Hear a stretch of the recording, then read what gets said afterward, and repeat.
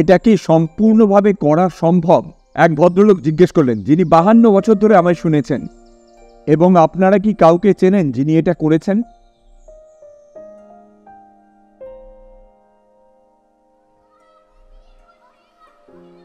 এটা আমার পক্ষে দুর্বিনীত ব্যাপার হবে। অনুগ্রহ করে শুন, দুর্বিনীত, অভদ্র, বেঠিক, এটা বলা ভুল যে আমি এরম কাউকে চিনি। গুরুত্বপূর্ণ ব্যাপার হলো আপনি কি এখন, এটা নয় আপনি এরম কাউকে চেনেন কিনা। এটা নিজের কাছ থেকে পালানো হবে যখন আপনি বলেন, আচ্ছা আমাকে কাউকে দেখান একটা ফলাফল, এবং এই বক্তা ফলাফলে আগ্রহী নন। যদি তা হয় তাহলে তিনি হতাশ হবেন, তিনি অন্যকে ব্যবহার করবেন, তিনি একেবারে ভিন্ন একটা জগতে প্রবেশ করবেন। তাহলে আমরা একসাথে কি করব?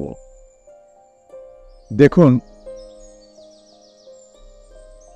যদি আপনি একসাথে শব্দটি বুঝতে পারেন,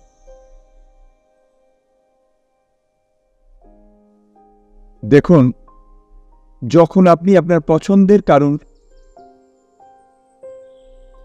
হাত ধরেন, আপনারা হয়তো হাত ধরে আছেন কিন্তু প্রত্যেকেই ভিন্নভাবে চিন্তা করছেন। হ্যাঁ, ঠিক তো? তাহলে তারা একসাথে নেই। একসাথে মানে হলো মনের একই অবস্থানে থাকা। যখন তারা একে অপরকে ভালোবাসে তখন একই বিশেষত্ব, বুঝলেন? কাউকে সম্পূর্ণভাবে ভালোবাসতে, ওহো, আপনারা জানেন না,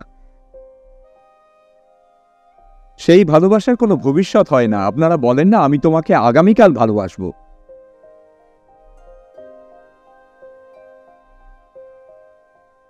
তাহলে আমরা কি করব এরকম অনুভূতি আনতে, যে আমরা আলাদা নয়, আমরা আমরা একসাথে আছি, এর অনুভূতি, গুণ, সম্পূর্ণ অনুভূতি। আপনারা বুঝলেন?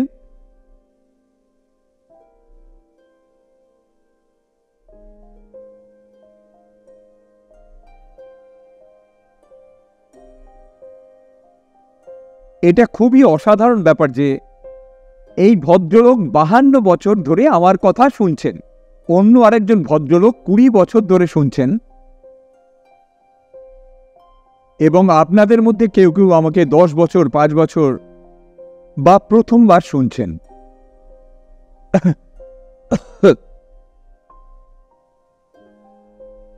কোনটা আপনাকে পাল্টে দেবে?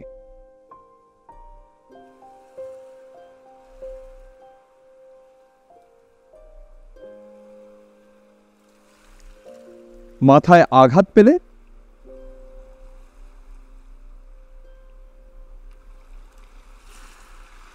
আপনাকে পুরস্কৃত করা হলে, সেটা কি যা আপনাকে পাল্টে দেবে, যাতে আপনি বলবেন, দেখুন, জীবনে একসাথে থাকাটাই সবচেয়ে গুরুত্বপূর্ণ।